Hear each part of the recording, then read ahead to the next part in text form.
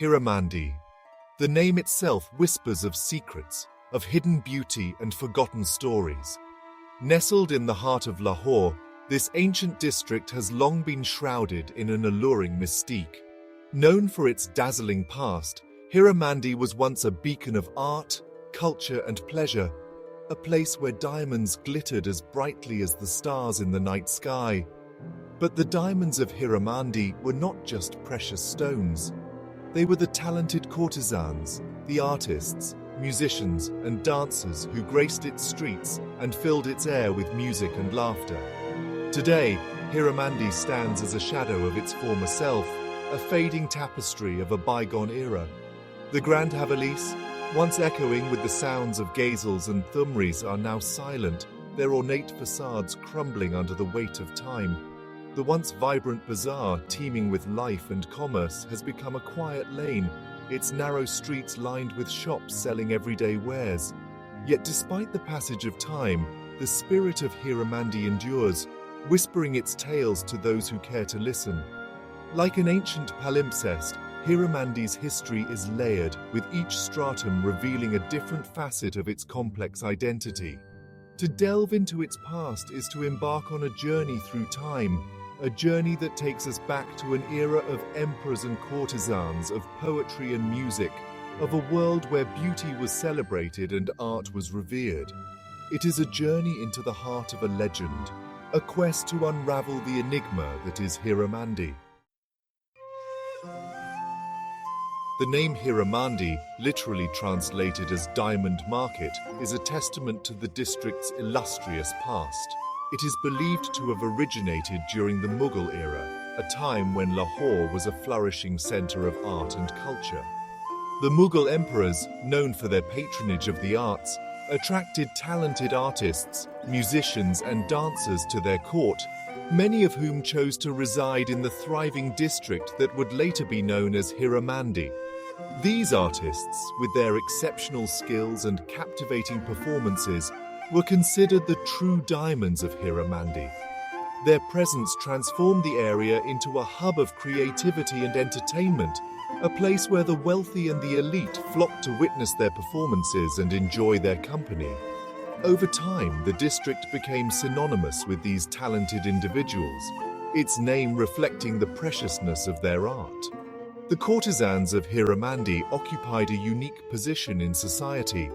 They were not merely entertainers, but were also highly skilled artists, trained in music, dance, and poetry. Many were accomplished musicians, proficient in playing instruments like the sitar, sarod, and tabla. Others were renowned dancers, their graceful movements and expressive gestures captivating audiences. The most talented among them achieved a status akin to celebrity, their names whispered in the courts of kings, and their performances eagerly anticipated by the city's elite. The association with diamonds also alluded to the wealth that flowed through Hiramandi. The patronage of the Mughal court, combined with the popularity of the district among the city's wealthy residents, ensured that Hiramandi thrived as a center of commerce. Fine silks, exquisite jewelry, and other luxury goods were traded in its bustling bazaar, attracting merchants from far and wide. The courtesans themselves, with their lavish lifestyles and extravagant tastes, contributed to the district's opulent atmosphere. The arrival of the British in the 19th century marked a turning point in Hiramandi's history. The Mughal Empire, once a symbol of power and grandeur, had crumbled, replaced by the rule of the British East India Company. Lahore, once the seat of Mughal power, became a provincial capital under British administration. These changes had a profound impact on Hiramandi, altering its social fabric and transforming its cultural landscape. The British, with their Victorian sensibilities, viewed the courtesan culture of Hiramandi with suspicion and disdain. They saw it as a symbol of decadence and immorality, a threat to their own rigid social order. The British administration implemented policies aimed at regulating and controlling the activities of the courtesans, attempting to impose their own moral standards on the district. Despite these restrictions, Hiramandi continued to thrive, albeit in a transformed form. The courtesans adapted to the changing times, incorporating Western influences into their music and dance while retaining the essence of their traditional art forms.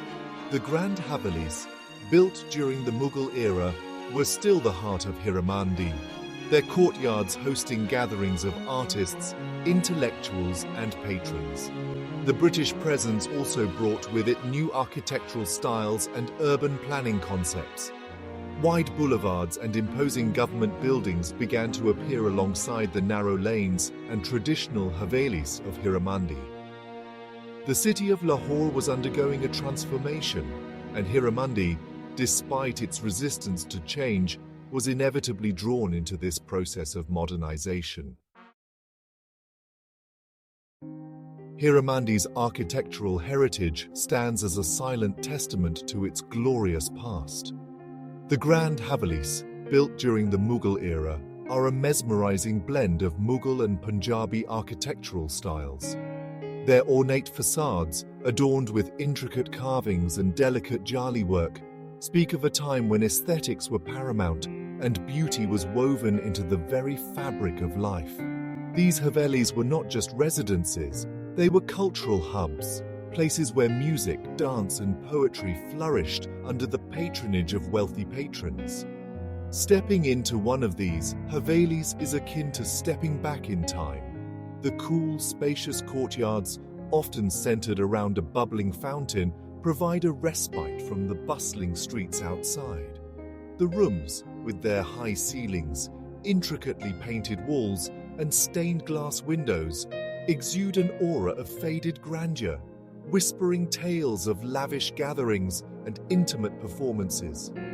The Havelis of Hiramandi are a physical embodiment of the district's rich cultural heritage, a tangible link to a bygone era.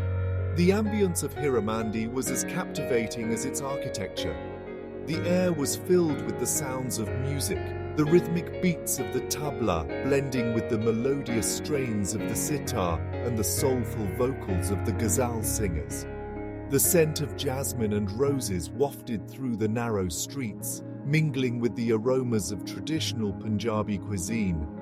The laughter of courtesans, the animated conversations of patrons, and the lively banter of merchants created a symphony of sounds, a vibrant backdrop to the unfolding drama of life in Hiramandi.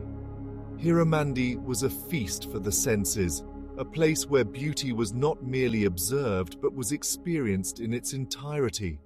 The interplay of light and shadow in the narrow lanes, the vibrant colors of silk saris, the tantalizing aromas of street food, the rhythmic pulse of music, and the warmth of human interaction, all these elements coalesced to create an atmosphere that was both enchanting and intoxicating.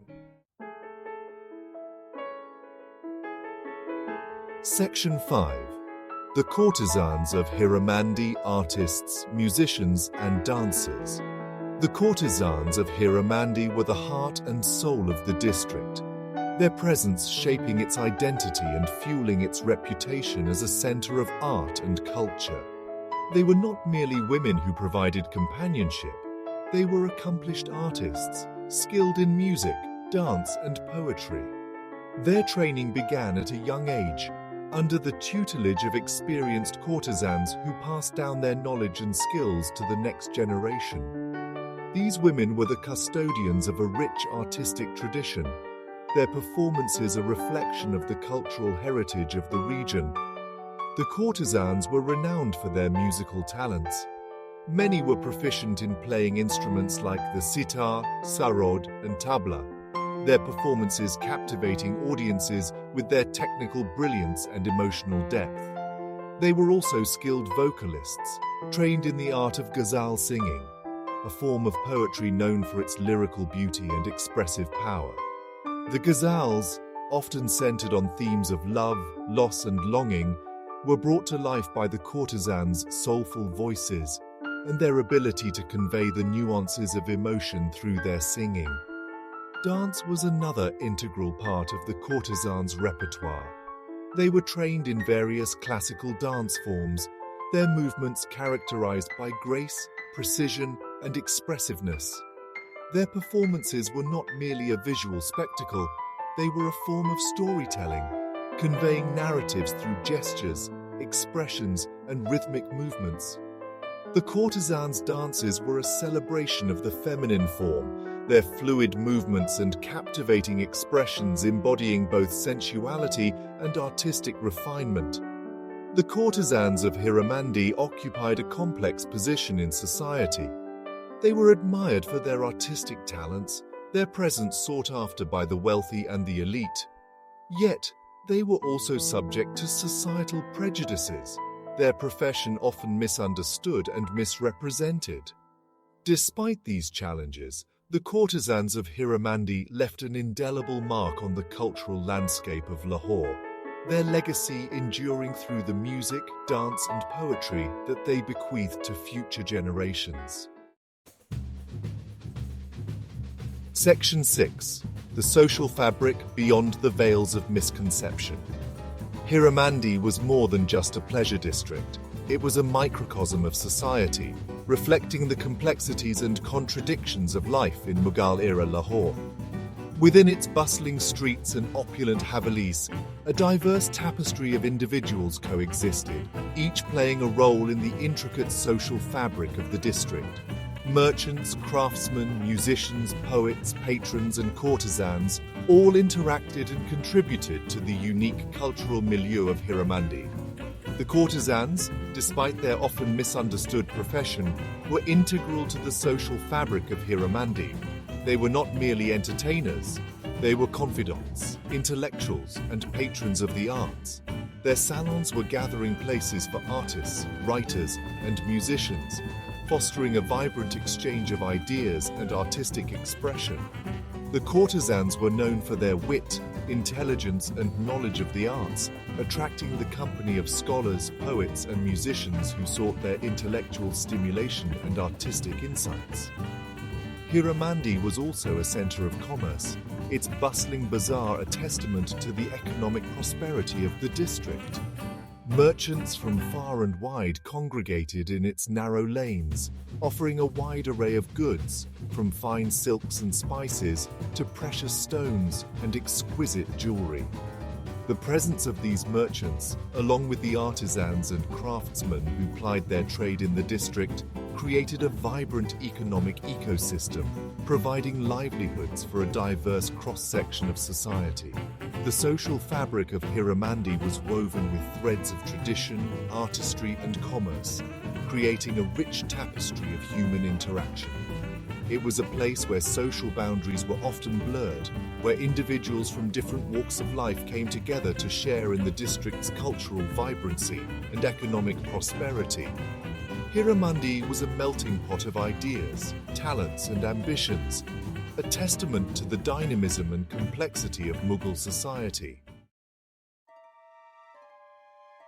Hiramandi, with its colorful past and enigmatic aura, has been a fertile ground for stories, both real and imagined. Tales of love, loss, betrayal, and redemption have been passed down through generations, blurring the lines between fact and folklore.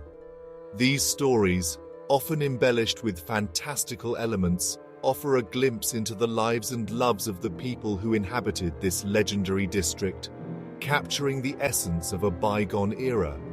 One such tale revolves around a renowned courtesan named Moran, known for her beauty, wit, and musical talents.